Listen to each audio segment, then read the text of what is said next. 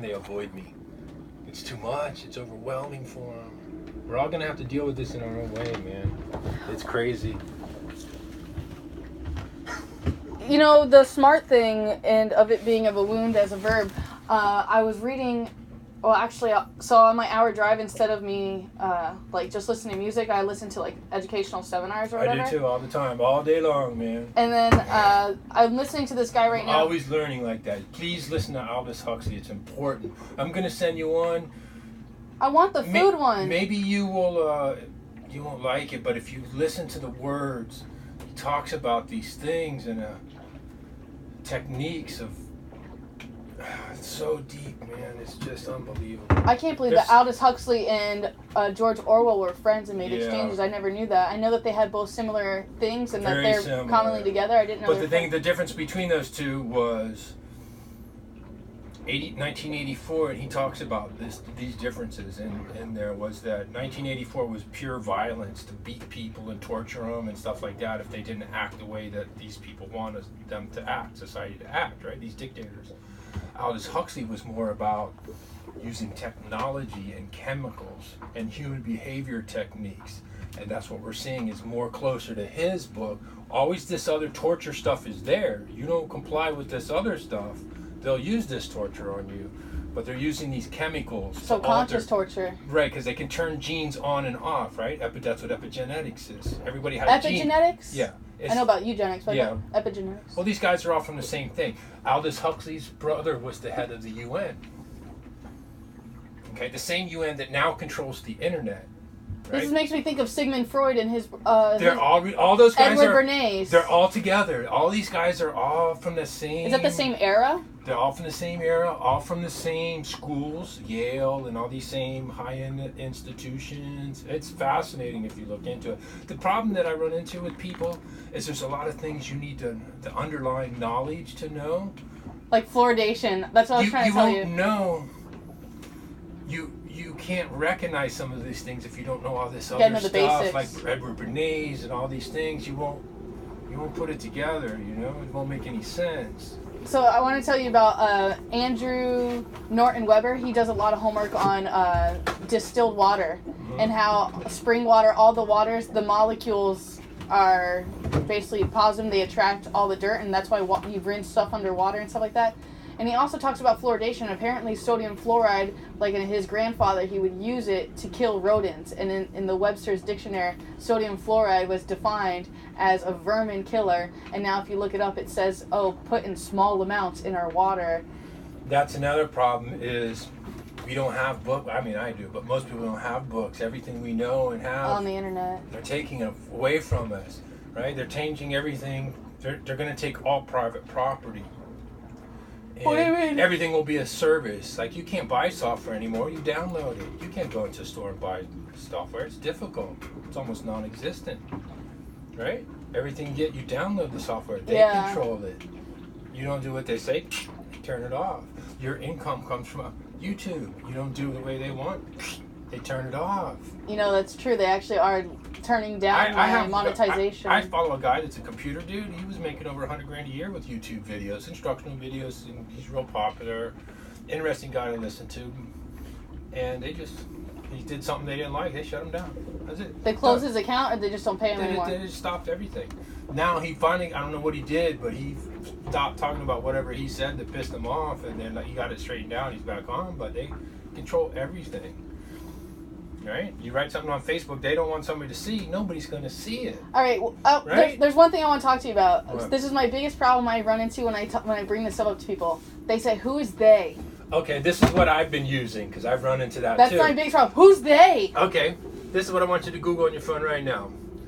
All right, the largest military contractor in the world. I don't know if they're the largest anymore, but they were for most of my life. Is called Lockheed Martin. Google Lockheed Martin slogan. And look what it says. It's a pentagram flying through the air. Now keep in mind, this is the people that make the machines that kill everybody, right? That's what they do. Oh, these are the they people make that weapons. They also did geoengineering. There's like a bit. They right, they're all part that. of all that. Yes. Lockheed Martin. They had all these top military secret projects that they do. They make weapons. So what do you think about martial But law? listen to me. Yeah. It's a star flying, pentagram flying through the air, and at the bottom it says, "We never forget who we're working for." Stop. Think about that. Who do you think they're talking about? Here's a hint. It ain't us.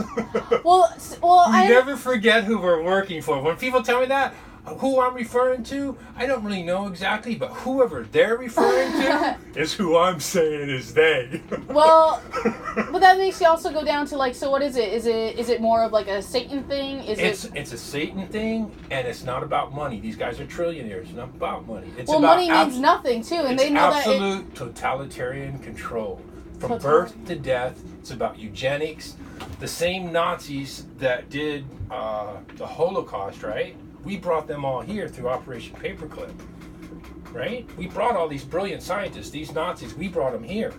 All these brilliant men that did horrible experiments, operating on people while they're still alive and all this crazy. Mendelein. All of these people, we brought them here.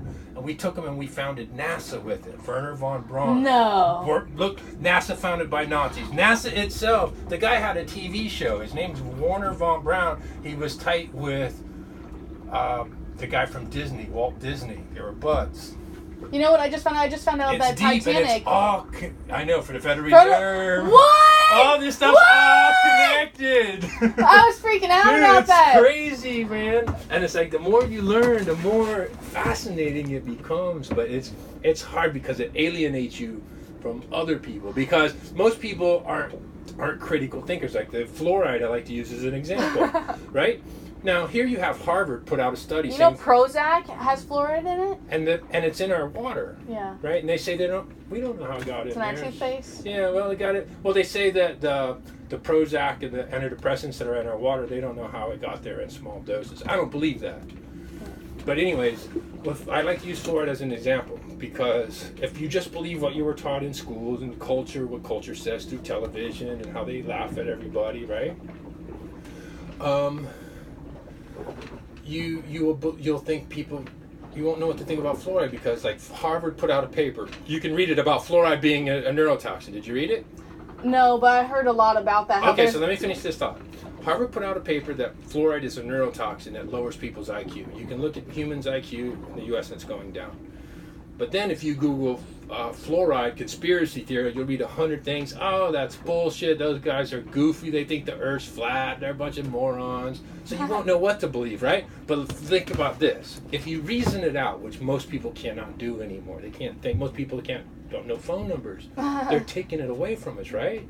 Most people chemicals in the air. Well, also through the technology of the smartphone. The smartphone remembers it. Diverting attention. Right. Well, so if you think about it, knowing what you do know about the governments and everything they have, they stole, right? Governments don't create anything. They steal from the people that work, right? That's what they do. That's how they make their money. If you think about it, what makes more sense? That they would spend millions of dollars to keep our teeth healthy? Does that make sense? Well, I know the Nazis used, or Hitler used fluoridation because on the it made them Nazis. docile, right? And that's why they put chemicals to turn people gay, and that's why they push the gay thing and the transgenderism. That's why they're pushing it, because they want a docile society. They're making men fight against women. They want all of them to be the same. I also learned that fluoridation, there's a scientist who she's huge into this, and basically the fluoridation targets mainly two parts of the body. The pineal gland is number 1, the thyroid's number 2. Mm-hmm. And it's fascinating, like, if you find out, like, I didn't know the thyroid was used for so many different things. You have problems with your thyroid, right? Hyperthyroid. Yeah.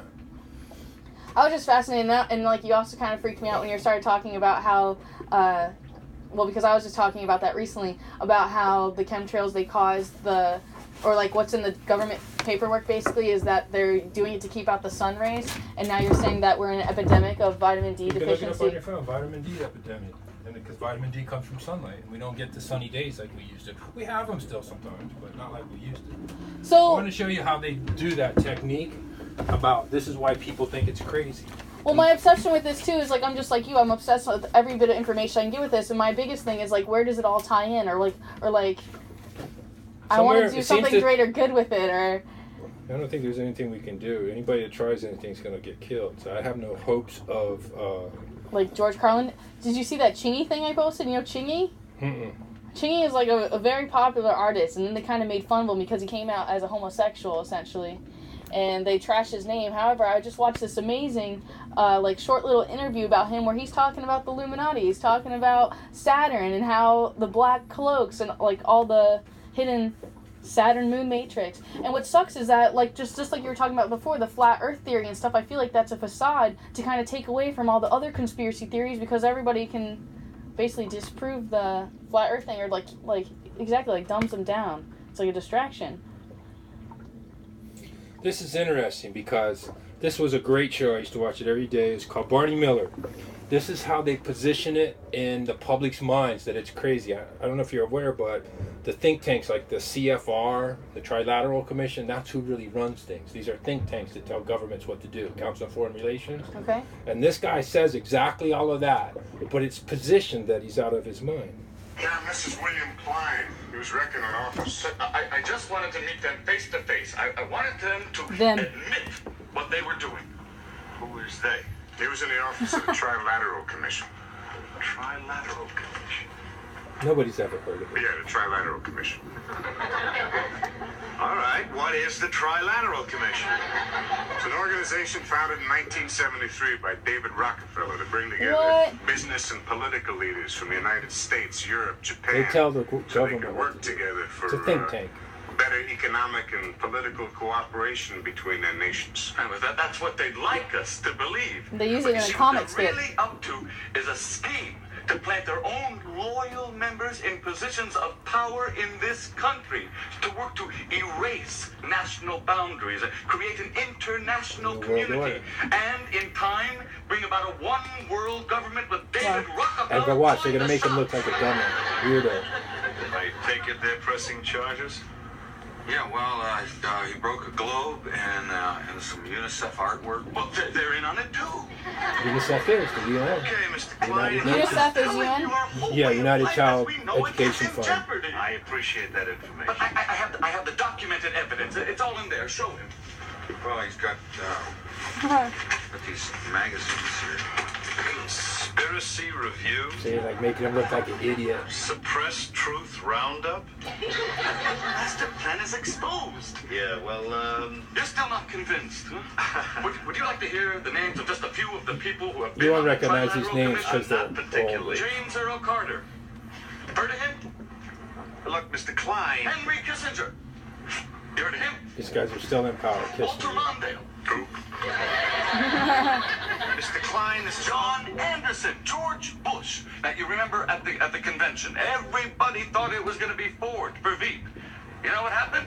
David Rockefeller just picked up a phone, put in a call. Hey, Ronnie, forget Jerry, it's George. Bye. No matter who won in November, they had their man in the White House. As it is today. Are Yeah. you through? Are you through? Wow. And this guy explains about it in the beginning of the video. But I'll give you another one. The modern She's doing updated that version of symbol. that is this. That weirdo that's sitting on the blanket talking about can't have communism without socialism. And he's just all wacky. I love that every man. fucking word that guy, and he says the same things. It's the CFR, the Council on Foreign Relations. That's what he You says. saw that Renaissance man? Yeah. Yeah, that was a good one. And every word that guy says is true, but when you look at the image, you go, what a fucking weirdo, look at those kooks. So society in general can't think. They just are told by the television what to believe. Their mind is shaped in a direction, and they can't reason for themselves. So anybody that does say it, that's the flat earth theory, is the same reason. The flat earth theory, they put out there, it's like, see, it's called counterintelligence, that they mix it in there because it's ridiculous. I know the Earth's not flat because I was a navigator and they use a math called spherical trigonometry, and the closest point on any long distance is an arc, and the reason for that is because the Earth is round. If it was flat, the shortest distance would be a straight line. When you fly a long distance, you fly to Hong Kong on an airplane and you look, you'll see the trajectory of the plane on the screen. It's an arc because the world is round. So I know that, but a lot of people don't. And this is what I said in defense of them. The reason that is injected into the culture is because the public mixes what that ridiculous statement that the Earth is flat with everything we say. Anybody that 9/11's says an inside job, chemtrails. all of it, and it makes everything sound stupid, right? But now there's also famous But- so it's basketball a- players you saying understand flat it's- Earth theory too. It's a technique, though.